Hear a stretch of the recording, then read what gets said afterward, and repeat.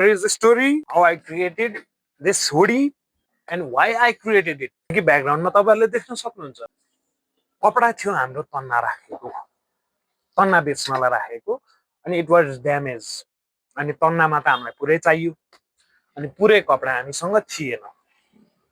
मतलब पुरै कपडामा हल्का ड्यामेज थियो अनि why let it get to waste when I have talent इंग्लिशलाई मार्दिनु गोली मायाकुरी कपडा ड्यामेज थियो त्यो मैले तन्ना बेच्न मिल्दैन अब के गर्ने त भने नभएको दिमाग लगाएर घोटेर रटेर खोइ कुन्नी के गरेर मैले चाहिँ अनि हुडी बनाऊँ भनेर सोचे त्यो सोचमा आयो मेरो अनि हामीले त्यही भएर यो हुडी बनाएको अनि यो हुडी तपाईहरुलाई कस्तो लाग्यो कमेन्टमा लेखिदिनु होला राम्रो लाग्यो भने लाइक पनि गरिदिनु होला